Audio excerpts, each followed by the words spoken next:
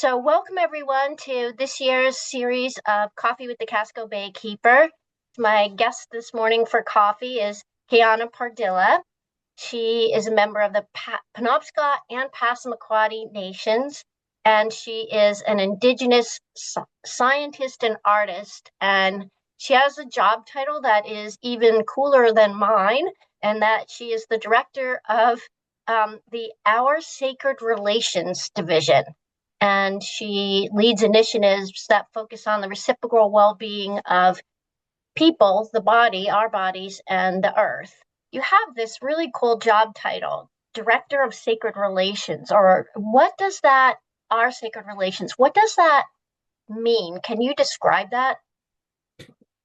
Yeah, so that's a new job title, actually. It was the director of community and land wellness. Recently, we've just changed it within the last few weeks.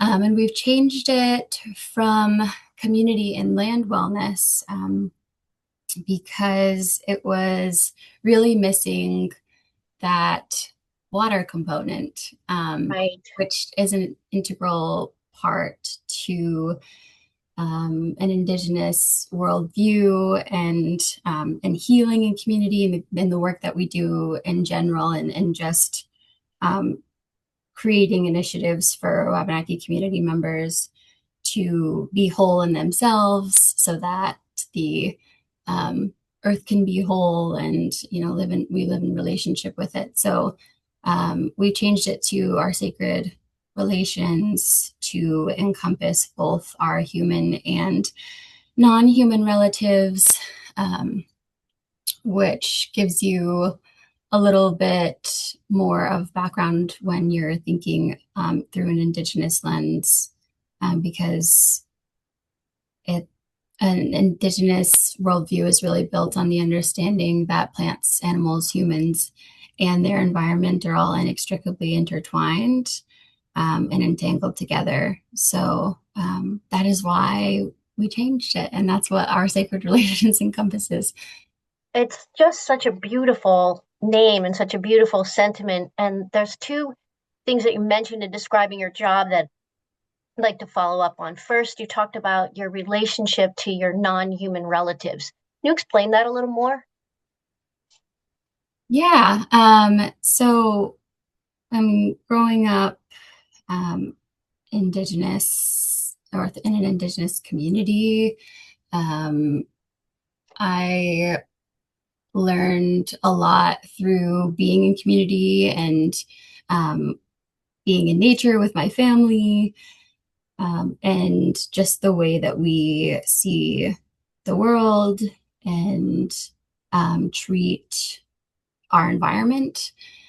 So growing up harvesting, we have like specific values that we carry with us, and we we see the plants as their own living beings themselves, and carrying their own identity, their own relationships, their own states of being, and and that being something that we see as equal to us as beings. So they are truly just our relatives, and we treat them as such. So if you wanted to, for example, cut down a cedar tree and use it for your purpose, how would you go about doing that? Well, typically in I would say the first um, thing that we do in harvesting, um, we always ask for permission first.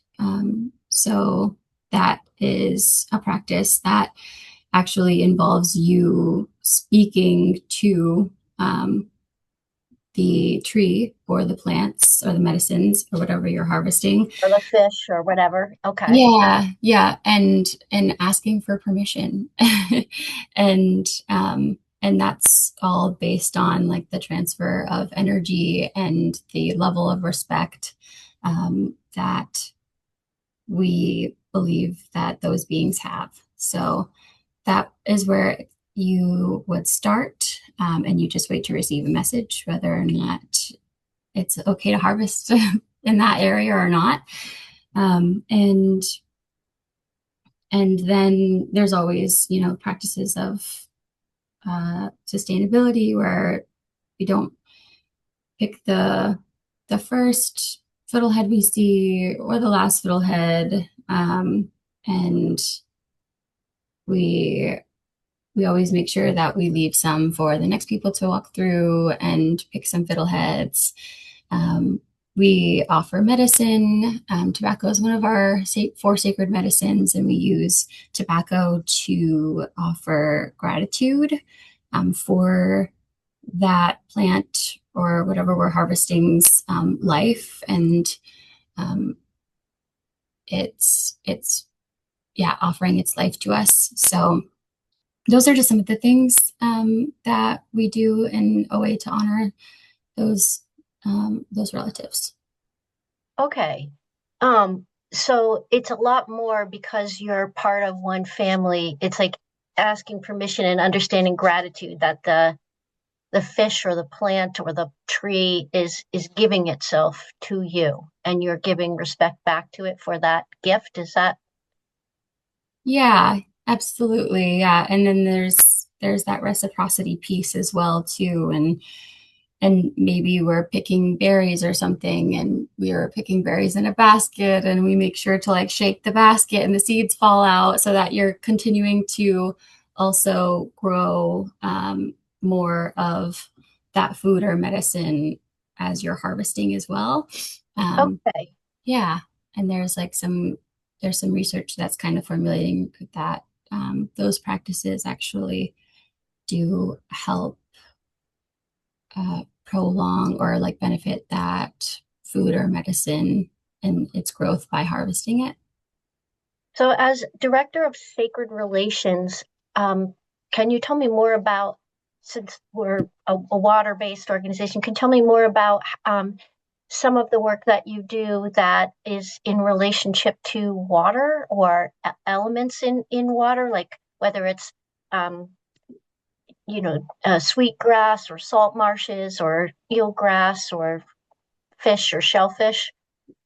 Yeah. So we recently, so we have a environmental health team that within our division that does focus on water quality, but in a way that is not like I think what you all might be familiar with right now. Anyways, we have a community. The Sabayeg community currently doesn't have access to clean water, so our Right. team offers drinkable water to that community every month, and they refill jugs for elders and people with disabilities and other families in safe spots, other than just giving bottled water and things like that. So we do that work, and we also have just recently wrapped up a project where we were focusing on testing well water in the Maliseet community for PFAS. And that was a community-based participatory research project that we did with the Maliseet youth there. And that was, yeah, a really powerful project. We first started with talking circles in each community, and asked what environmental risks were barriers to practicing our cultural practices, or living in relationship with the land in general. And it led us to there being a huge concern about the water that they're drinking in that community. So that was kind of one of the priorities that we decided to go forward with. it sounds like then that in your work and in the work of your organization, you're blending elements of um, scientific investigation, like data collection using equipment to find out about PFAS levels, and then um, your indigenous knowledge and listening to receiving back information from your non-human relatives. Is that right? Yeah, absolutely. We really try to first have an Indigenous foundation throughout the research process, and use Western methods of research or data collection in a way that is going to benefit that or and strengthen that those processes and the Indigenous knowledge that we are hoping to sustain. Yeah. So I work as the Casco Baykeeper, which is just such an honor and privilege to have this vocation. And sometimes when people ask me what is a water keeper, I describe myself in a very simplistic sense as the Lorax for the water. That I speak for the water. I don't represent people. I want to make sure that the water has a voice. If if I how might you approach my role, or what lessons could I learn from the incorporating a little bit more of an indigenous lens into my work to better do my job? Mm, yeah. Let me think about that for a moment. That's a big question. Yeah, well, one of the things I was thinking about and listening to you earlier and asking the question is, um, like, I'm not the only one that speaks for the water. So is there a way I can better, I try to observe things and look at how healthy things are and what fish are there, but is there a better way to listen to the the water or the fish and know that all of the elements that I am working toward also have voices? Yeah. I will not have your indigenous way of communicating, but is there a way that I can do what I'm doing better in that regard? Yeah. Well, I mean, I think it starts too with building relationships and building trust and credibility within Indigenous communities, so that you yourself can amplify Indigenous voices in the work that you do and Okay. learn from the worldview that we hold and want to include in this work and in the stewardship. Um, and that comes with a lot of unlearning and relearning, to learn like what Indigenous knowledge is, what is an Indigenous worldview, for you to actually be able to incorporate it in a respectful way. Okay. Um, and so I think like some of the things that I'm thinking of and just describe like and maybe giving a lens into what an Indigenous worldview is versus like dominant worldview, and some of the differences between those two is, in a dominant worldview, we tend to see like see things linearly, like time is linear, especially processes are linear. There's like a very concrete beginning and end, especially within research. And in Indigenous worldview, it's cyclical. Time is cyclical. Processes are cyclical. It's all about connection and doing the work that you're doing for the next 7 generations. And there's a very large difference between, um, as I was saying earlier, and viewing these relatives as their own living beings, and there being in a dominant worldview, viewing these beings as objects instead of their own living beings. So there's that difference as well. Seeing, Objects are there for consumption, like yeah, a right to just use them without yeah, understanding. Yeah. like Okay. resources, natural resources versus Yes. relatives. And I've always that, hated that word. yeah, I've been against that a lot in different settings, or the cataloging the beneficial uses and the economic values of everything. And I know it's a very Western perspective, and it's sometimes necessary in the legislature, but it feels so disrespectful. yeah, it can be really difficult to navigate those conversations as well because a lot of people are coming from really good intentions in Yes, asking and ask, like, trying to amplify Indigenous voices by asking what are culturally significant, like, plants or medicines or foods. And they're coming from a good place, but our answer is usually like, well, they're all significant because they're all entangled and each one they're needs. all your relatives. Yeah. Yeah. Yeah. Well, this leads me to really something I've been thinking about a lot, which is how how do we respectfully and collaboratively work with Indigenous scientists and others to because we share the same at core, like the same goal. We want to um, have the environment be healthy, the non-human parts be healthy. So how give us some guidance for steps we can take. And I understand I'm asking you as an individual and one person. I know not necessarily speaking for uh, you know uh, uh, the entire nations, but you have a pretty powerful role. And I'm just wondering from your perspective, what are good steps if people are designing studies or thinking of studying an aspect that would really uh, be great to bring in an indigenous perspective.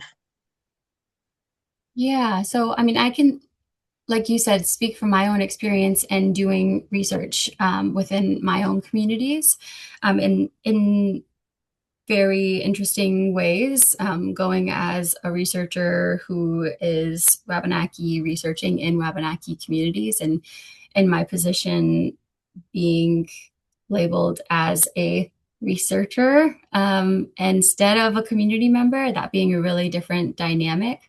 Okay. That's where I think that the positionality piece in research, or the work that you're doing in creating partnerships, is incredibly important anyways, and just giving and that being an important part of relationship building in general, and you getting to know who the other person is, and what their intentions are, what the work that you want to do together is, or what could benefit Indigenous people, and what their priorities are, and learning what the capacity that they have to do those as well. So I would say that that's something that I learned in my own journey in starting my research through my master's thesis, is really taking the time to build those relationships and address the capacity issues, or even assess if there is the capacity to do environmental research in certain communities. And I think that when it does come to that research, it's so important to have the community engaged in that research. So to have community members' knowledge, and that being really healing for the community members involved, because our communities, like, we don't see the we don't see specific people as scientists. Mm, When you really break down like what science is, it's like, the study of observations, and that is what Indigenous knowledge is founded on.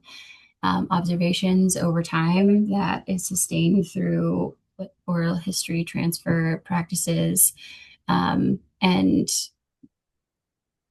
we consider ourselves the original scientists. yes. So and the original water keepers. I mean, I know that the first, and that is something that you continue to do. I may have like this title, but this work that's been going on by many people for a long time. Um, some of the other aspects that I have been taught by a woman who is a member of the Passamaquoddy tribe is that in to do collaborative research, also understanding that the you need to ask permission and you need to get a letter of permission, and that the data that you collect or the information that is collected really belongs to whatever tribe is doing that not just this assumption that we're running everything. um, is that something that applies in your work as well? Yeah, absolutely. That was something that our community members talked a lot about within the talking circles that we held in each of the communities. And that data sovereignty piece being really important, as well as the asking for permission piece too. Like that is very customary in research and when it involves our communities, it involves going in front of like council and um, and and chief and other tribal leaders to ask if this research can be conducted. And again, like the piece I was talking about with the capacity, making sure that they can be active participants in the research rather than the subjects of the research, I think is important, that Yes. being collaborative. Um, but So yeah, one follow-up point on that, and then I have a final question for you before we get to questions from our guest this morning. In listening to your answer, two phrases came to mind that are talked about a lot: traditional ecological knowledge and two-eyed seeing. When you were uh, providing your answer to me, were those was what you were describing along those lines of and if so, can you elaborate a little bit more on two-eyed seeing for people who are not familiar with that phrase? Yeah, sure. So yeah, two-eyed seeing is a phrase that people use to explain the two worldviews that you have with seeing, like living in a world, in this world, with a dominant worldview and going through the education system and dominant worldview, and that being primarily the way that your brain works now because for Yes. a lot of people anyways. And then the other side being culture and the Indigenous worldview that you hold, and seeing and going between both throughout anything that you're doing really, but thinking in different languages essentially. And yeah, language really being something that um, creates those worldviews, and the way that you hold beliefs and values and knowledge and all the things that come within a worldview. And then the other term you said, traditional ecological knowledge. Yeah, and I think that is something that has become more increasingly popular these days, in including Indigenous people and research. And it really just refers to Indigenous knowledge as a whole, because all of our knowledge is um, lived experience through relationships with the land.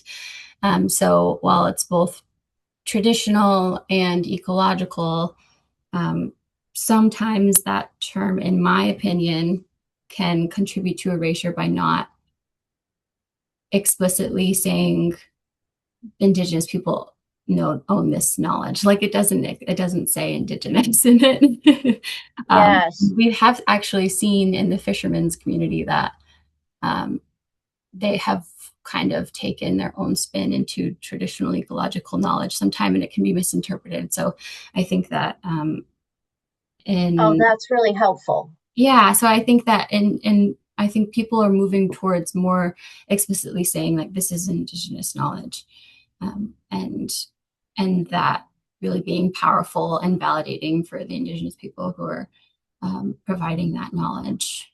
It's also really helpful for us so we don't misuse the phrase because a lot of times I think about that. Like we use observational data, if you will, because that's like a Western way of describing things, and then the data that we collect with our instruments out in the field. And so the observational data in some ways is like, observing the changes and that sort of thing, but that is completely different from indigenous knowledge or the indigenous way of observing and relating and having different idea of what time means and the cyclical nature of it. So that's really helpful. That's that because I don't want to fall into that trap. Yeah, Um and it's not like it doesn't like some people, even Indigenous people, use the term traditional ecological knowledge, and it's just another one of those things that like in thinking about language and nouns, and they're constantly yes, being yes, like yes. English and is a noun-based language, and it really fails us when it comes to describing the contextual understanding behind things. So I think just that's just my own opinion, and I just choose to use Indigenous knowledge instead of TEK. But there's a lot of people who use TEK, and um, not to invalidate. I didn't mean to invalidate like anyone who does still use it. Right. And there's other knowledge that's important. Like if I talk to, a lobsterman who's been fishing for 35 years, their observations of what they've seen over that time is also interesting and valid. It's separate from like what we're talking about here in the indigenous perspective. And it may be that there's, it's a member of the one of the tribes that's done that, and then you have both perspectives. It's just really fantastic. Um, I have two thoughts, and I know we're getting close to the time when we should open it up for questions, but um, we're talking about language and noun based versus relationship based language. Uh, Probably about 3 years ago, Dwayne Toma spoke with us as the language keeper and talked about some of the work he's doing to recapture lost language.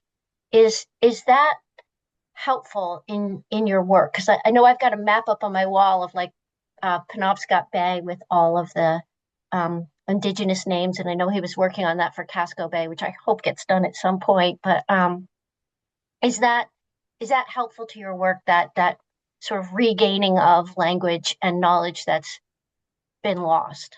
Yeah, absolutely. I'm super passionate about revitalizing language and learn language. I'm learning the Passamaquoddy language myself, and teaching my daughter the Passamaquoddy language, and that being a really important piece of just who I am as a Passamaquoddy and Penobscot person. And there's so much that we can learn from language and the way that our language is structured even. So Wabanaki language is a verb-based language. Okay. So it um, naturally describes actions and processes and the relationships that um, the uh, objects have, um, how they behave, and then how they relate to the other beings around them. And our language is also gendered, like French or Spanish or Italian, but not in the way that it genders the speaker. It genders the thing that you're talking about. So we have animate versus inanimate, or some people say living versus non-living. So our language quite literally tells you what is a relative and and Okay. how they are positioned relationally to us. So you can learn a lot about our worldview and the way that our language is structured, especially with place names and that place being important to us in the way that we used to live there, and even things like river herring, for example. I like using this example because it gives you clues into like what we knew about river herring, and the word for river herring is ziguanameg, which is spring fish, and Oh, we knew that that fish traveled in the spring. And that's a great example. yeah, and Um, there's so many more examples like that. Like our language is so powerful; it holds so much knowledge. So yeah, Dwayne is doing really important work, and it's all he is. extremely helpful. Yeah. Um, so before we turn to questions from the audience, I just want to give you a moment to talk a little bit about tribal sovereignty because the idea of sovereignty has come up as we talk about data um, and how to collaborating better with Indigenous people. So, just from your perspective, can you describe a little of what tribal sovereignty means to you? To people here, I don't Yeah. want you to feel like you've got, oh my God, I'm speaking for everyone, and these issues are so complex, and there's been study commissions and everything about it. But I'm sure that people listening to this want to know more about this because we grapple to understand. Yeah. So I can speak a little bit about that. So I think that I'm passionate about supporting tribal sovereignty and and learning more about sovereignty in itself. So my own opinion is that there's a lot of constraints that federal Indian law and state law have purposefully um, given to us within their definition of tribal sovereignty, within um, the process of federally recognizing a tribe as sovereign in itself, and that being a process that was purposeful to assimilate towards a dominant worldview, and it puts us in this position where we're constantly working in a system that is working against us. So I feel strongly that we, with our own, sovereign rights as self-determination, will hopefully allow us to redefine what sovereignty means for our communities in a way that benefits us, not the federal government.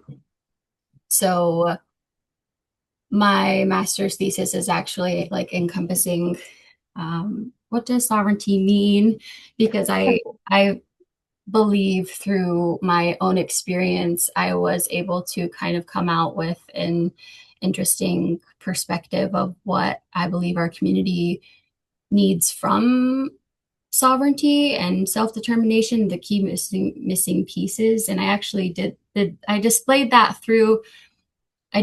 visually, rather than writing it. So I don't know if I'm going to be able to use the correct words to describe what I think sovereignty means, because it's more of a visualization for me.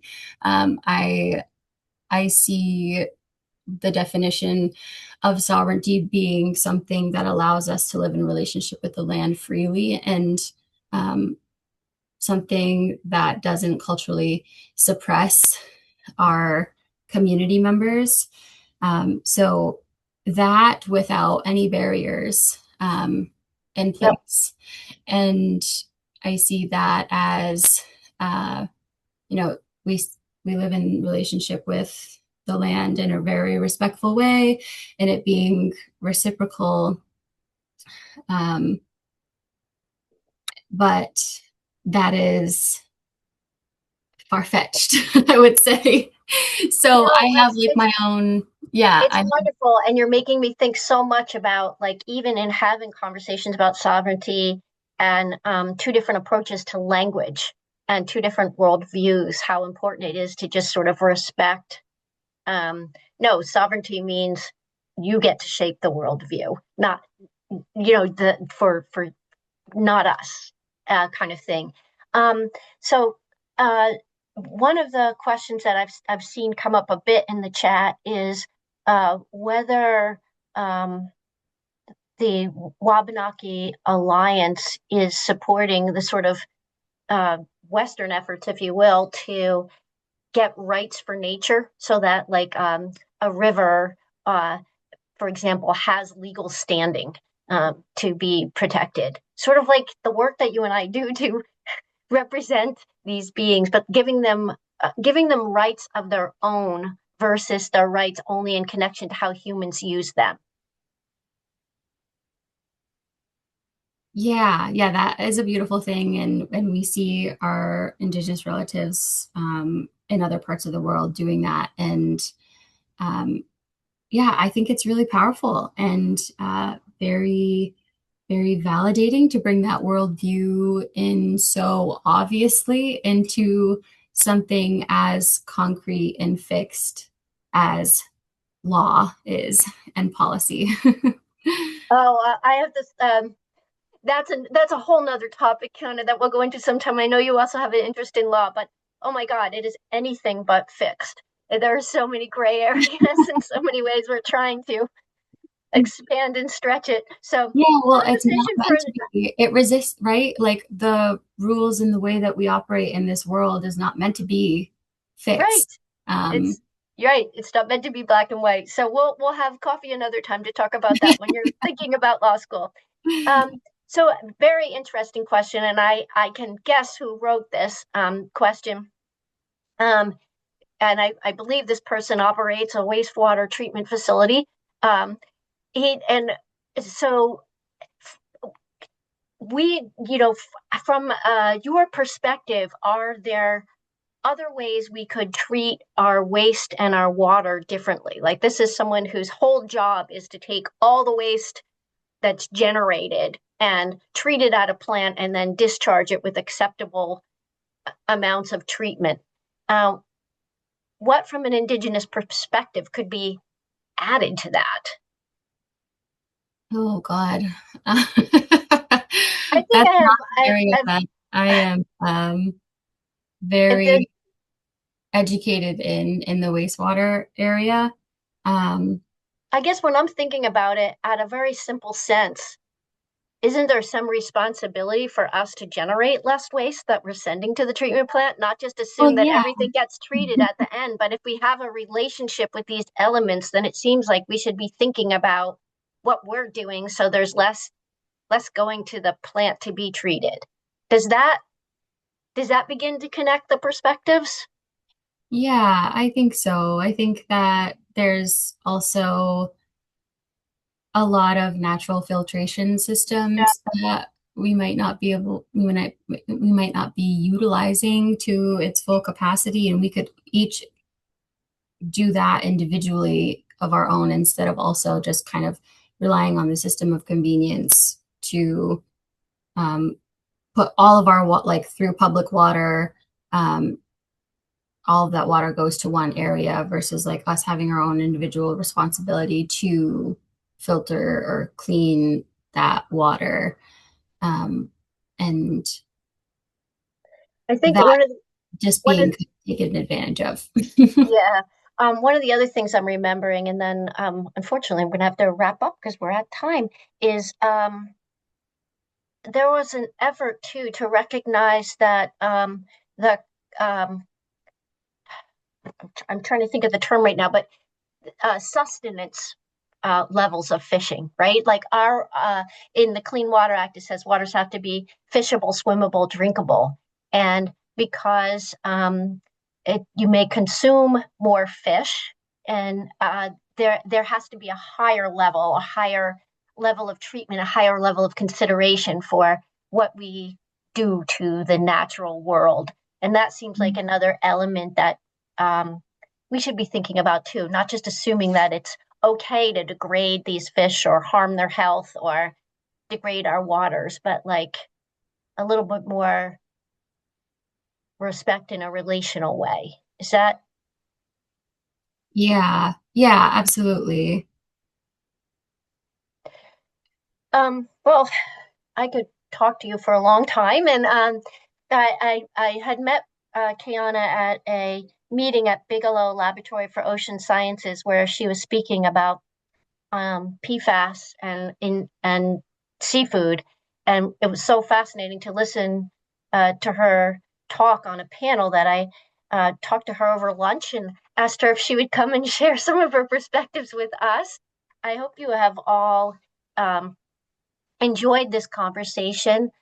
We've provided resources in the chat, and we'll provide more resources when we send out a recording of this webinar. And I believe Sarah is going to share in the chat, and we can certainly share and follow up how we can support the work that Keyana is doing. So thank you all so much for attending. Keyana, thank you so much for being our guest. Yeah, thank you so much for having me. It's been great to talk to you, Ivy, and I'm just excited to continue to build this relationship. And Me yeah. too. Me too. Thank you, everyone, for attending today. Bye.